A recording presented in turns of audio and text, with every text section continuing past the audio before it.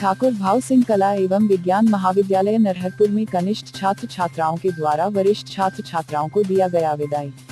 ठाकुर भाव सिंह कला एवं विज्ञान महाविद्यालय नरहरपुर में कनिष्ठ छात्र छात्राओं के द्वारा वरिष्ठ छात्र छात्राओं को विदाई दिया। 8 अप्रैल को महाविद्यालय परिसर में आयोजित विदाई समारोह में जूनियर स्टूडेंट के द्वारा अपने महाविद्यालय के सीनियर स्टूडेंट्स को सम्मानित कर विदाई दिया गया।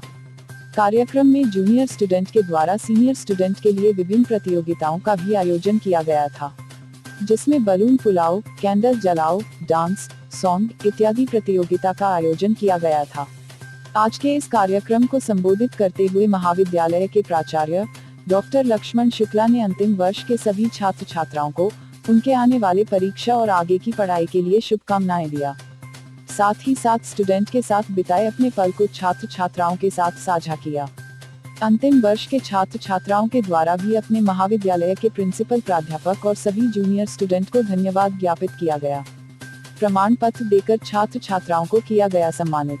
कार्यक्रम के दौरान महाविद्यालय के छात्र छात्राओं को जिनके द्वारा महाविद्यालय की ओर से तथा जिला एवं राष्ट्रीय स्तर के प्रतियोगिता में हिस्सा लेकर महाविद्यालय को गौरवान्वित किया गया। ऐसे छात्र छात्राओं का सम्मान ठाकुर भाव सिंह कला एवं विज्ञान महाविद्यालय नरहरपुर के प्राचार्य डॉक्टर लक्ष्मण शुक्ला एवं समस्त महाविद्यालय स्टाफ के द्वारा प्रमाण पत्र से सम्मानित किया गया।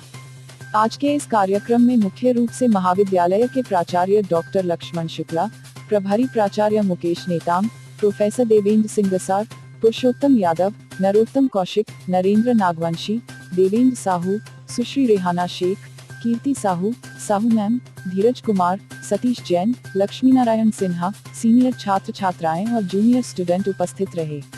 नरहरपुर से लक्ष्मी नारायण सिन्हा की खास रिपोर्ट।